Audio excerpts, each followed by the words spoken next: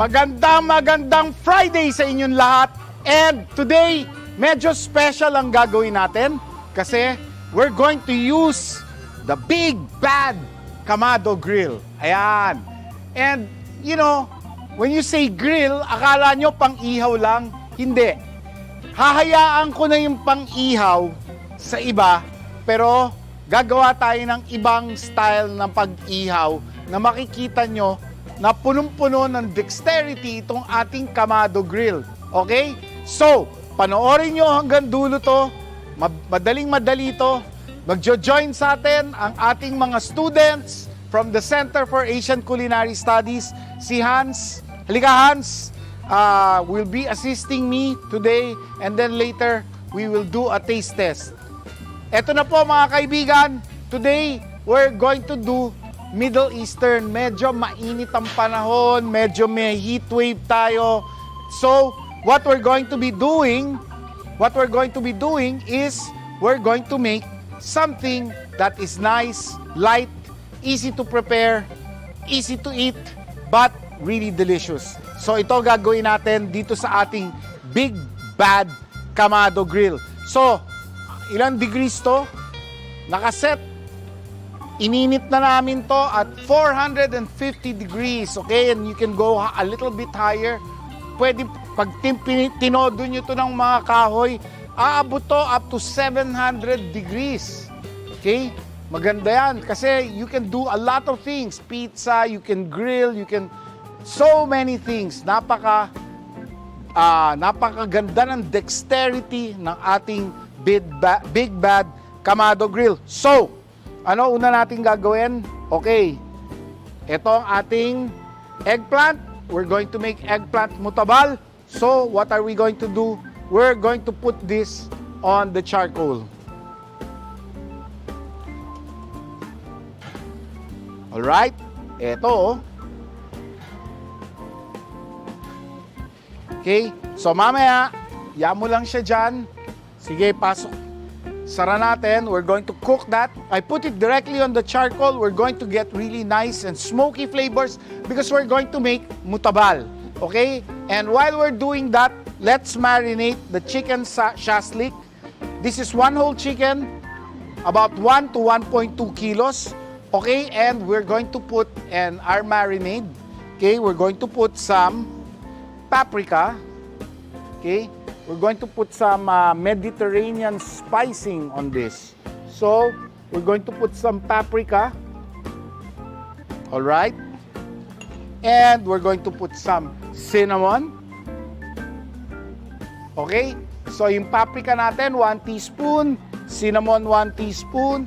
And we're gonna put some oregano, another teaspoon of oregano. And we're gonna put ginger. Puro 1 teaspoon lang to. 1 teaspoon lang po to. Okay? And turmeric. Okay? Very in ang turmeric. Very healthy. Okay? So, we're gonna put some fresh turmeric. If you don't have turmeric, then you can use fresh turmeric, ground turmeric powder. Okay? And, eto na po ang ating tomato paste. We're gonna put tomato paste, and our tomato paste will be 2 tablespoons. All right, 2 tablespoons tomato paste. And with that tomato paste, okay, we're going to put some salt. There you go. And we're gonna put some cumin, 1 teaspoon then of cumin. And we're going to put 2 tablespoons of soda water. This is gonna make the chicken extra tender and juicy. About 2 tablespoons of soda water. All right. And this is going to go into our marinade. And later on, we are going to skewer this. Okay? So si Hans will be mixing this. He'll be mixing it. So we're going to expect him to mix that. And then we're gonna make flatbread. We're gonna use this grill and we're going to make flatbread, okay? So what do we need? Okay, we're going to make flatbread and we're going to use what do you call this? A flour, 3 cups of all-purpose flour, and we're going to put 2 tablespoons of corn oil. And we're gonna use instant yeast, okay? Half a tablespoon of instant dry yeast. We're going to put 1.5 teaspoons of salt, and we are going to put some sugar to feed our yeast, okay? Instant yeast po to, so we don't need to bloom this, no? We just want to give it some time, and okay? Again, imi-mix ni Hans to.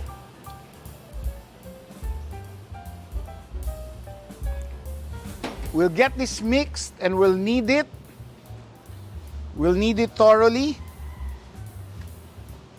And then we'll get it to rise.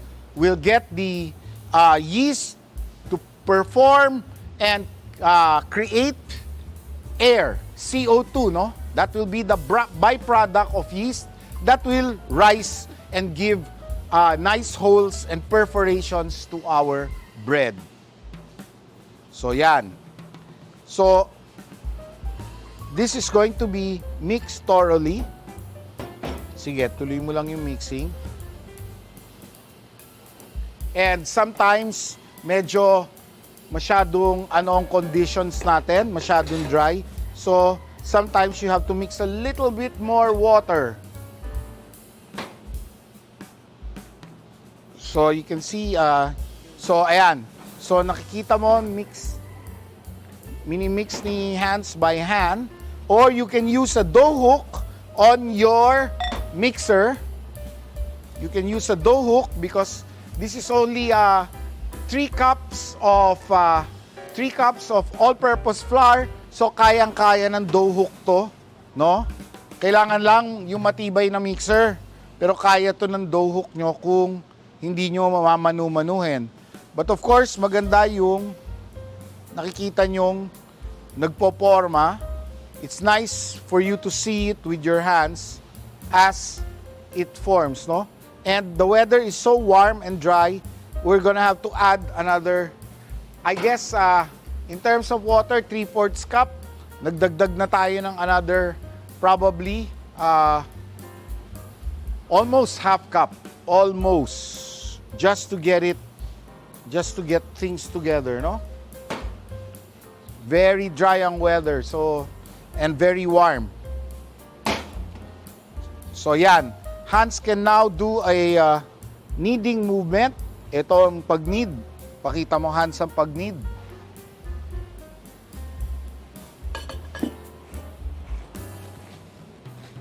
There you go. So you can see the flour and the water gets to mix finer and the gluten gets stimulated, okay? And of course, the yeast is mixing with that. So ayan na po, habang nininid ni Hans, eto na ang ating chicken. This is our chicken. This is our chicken, and we are going to put it in our skewer. We're gonna skewer it. Okay? Parang naiwan yata yung, parang kailangan natin ng lemon wedges.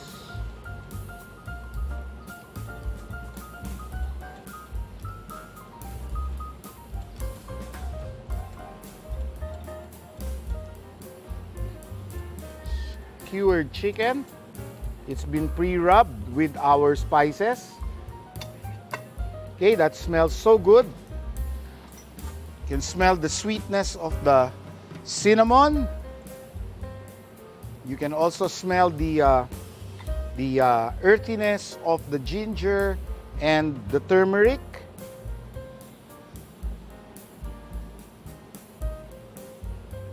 what's the secret behind grilled chicken shashlik or barbecued Middle Eastern style chicken? Okay? Ang nagturo sa akin ito, kasi ako unang customer na naging kaibigan si Berus. Ang turo sa akin, the moment this cooks, ano na kagad? The moment this cooks, ano na kagad? Lagyan ng lemon.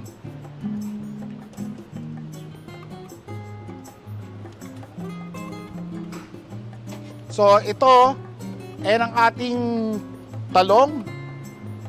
And I'm just putting it on the other side because we are going to peel this already. Okay, we're going to get the smoky flavors of our talong, our eggplant. Okay. So we have one last piece. Here you go. One last piece of the chicken. And there you are, our chicken's ready.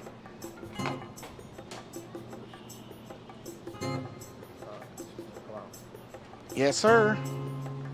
Thank you. And here's our eggplant. Wow, look at that. Beautifully soft, bubbling, nice and smoky. Wonderful, okay? So Hans, let's put more charcoal there.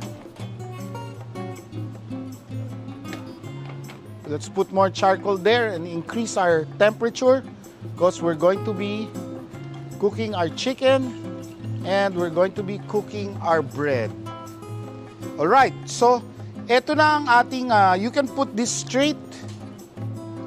You can put the eggplant straight on the, you can put the eggplant straight on the, on the fire, which I did, and we are going to peel this, okay? Okay, we'll scrape out the excess, we'll take out the skins.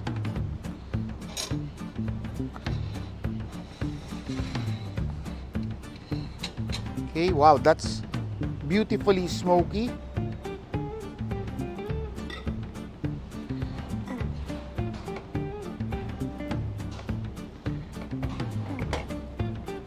So we have our eggplants peeled.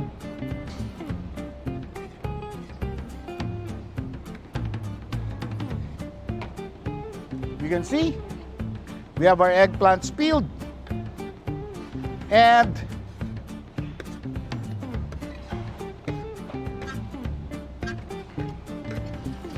so it will be very easy for picking and for mixing flavors. We're gonna chop this up.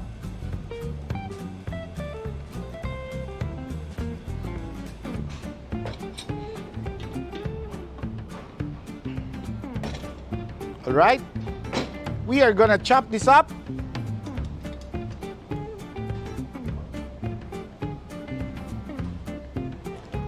And I'm gonna put already our garlic. Okay, we're going to for the eggplant, we're gonna put our garlic, our onion. I want the flavors to mix in as we chop. Okay, salt and pepper. Very simple recipe.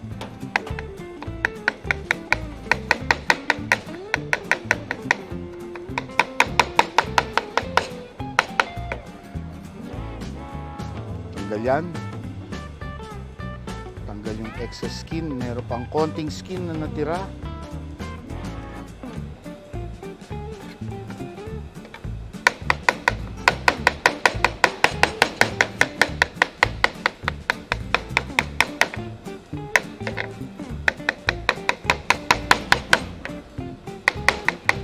So we chop this up and we let the onions and garlic flavors juice up.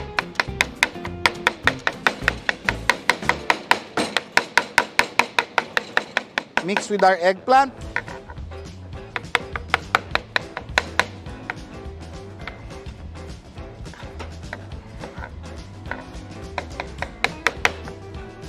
There you go. And I am going to get some olive oil, okay? And we're gonna chop some cilantro.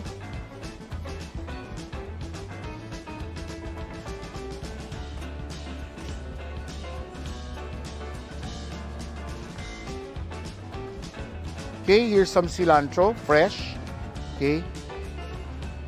I'm going to get the leaves and I'm going to use that as garnish, but the stems,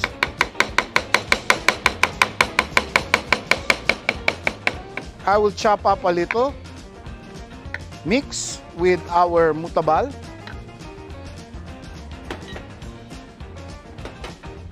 And I'm gonna get some olive oil, put a little, and then later drizzle it more with olive oil. But here, we just get to chop it and mix it a little. Boy, that smells so good. That extra virgin olive oil is so fruity. Okay, and it's time to contaminate it. It's time to get our mutabal.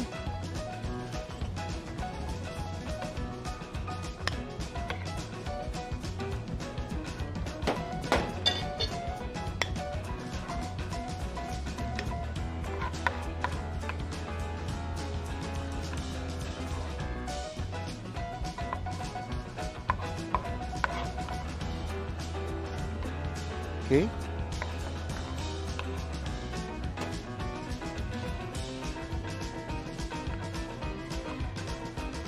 Okay, we flatten it so that it will be very easy to pick up with the bread. And remember, we're making bread. Hans just finished mixing this bread, and here is our eggplant, and we drizzle with some more olive oil. You can't get enough of this stuff. Olive oil, beautiful, healthy.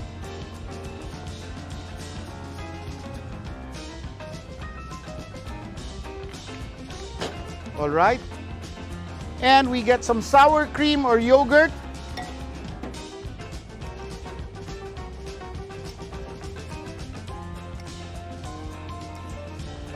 There you go.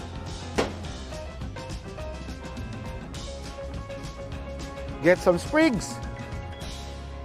And that is ready. That's our first food project. And this is the very first time, one of the very few times, not the first time, but one of the very few times that we did an outside cooking demo. Okay, that's the first. Okay, and then we get our chicken. We put it in here. Ito ang ating, I use the holes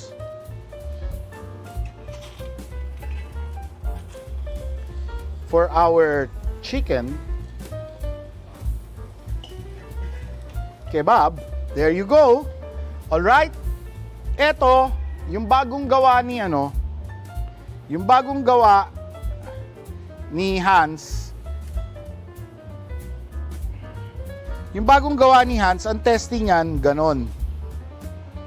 Okay, you poke it and you let it see if it rises back. If it rises back, ayan nagra-rise back bumabalik, ibig sabihin umaalsa pa yan. It's still rising. So the dough is not ready.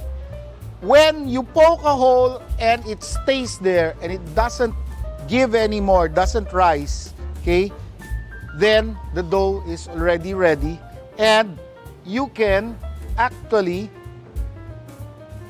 already roll it. You can actually already roll it, move it around like this. Just keep on moving it around to create a circle.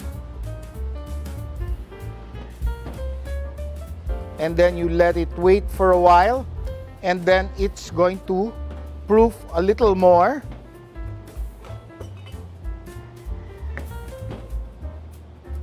Okay, you lay it out flat, and again this will rise because the dough, the yeast is very much alive and the dough is still developing.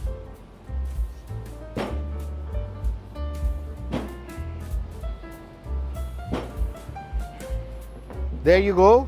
The dough is still developing, and you just put it between sheets of wax paper, and this was done an hour before our episode. So it's light, it's already risen, and we're going to slap this on the side of our grill. Okay, I'm gonna close this. Get that heat ready. Get it really hot. And I'm gonna spray this with water. Watch me. Okay. I'm gonna be using this. Okay, it's a parang pillow. Okay, I'm going to use it to slap our dough. Okay, there you go. Let's test it.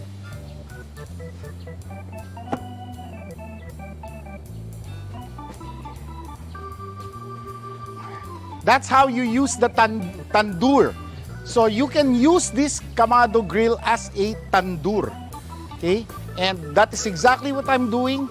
Cooking the bread on the hot sides of the grill, because the grill is made out of clay. And what are tandoors or tandoors made out of? They're made out of clay. All right. There you go.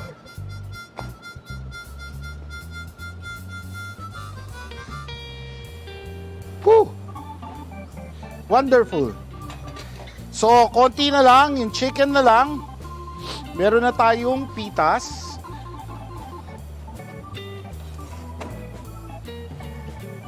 All right. Okay, we're going to unload the chicken now. And ano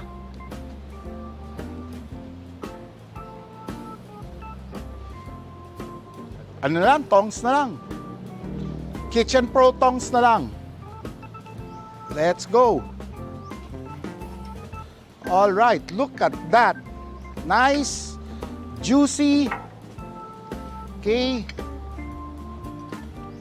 Smoky off the grill. Wow, that's delicious.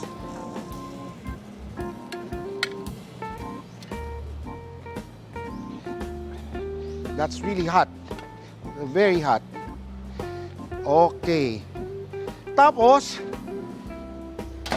turo nga sa akin eh. God bless Berusus up there in heaven. Okay? Immediately after cooking, put your lemon on your barbecued chicken. It will be immediately absorbed and it will provide really good flavors. And I guess, Hans, tawagin na natin yung mga schoolmate mo. Okay? Para matikman nila to. Alright. Let's call them. Where are our students from CACS? Yan. Okay, so you can try the pita. You can break bread with each other, symbol of your school brotherhood and sisterhood. Yeah, lots of olive oil, and then you can have it with the chicken. I'm gonna take the skewers out. Wow, look at that. It's almost falling apart, oh. It's really tender, really juicy. Boy, that's really good eating. There you go. Very Mediterranean.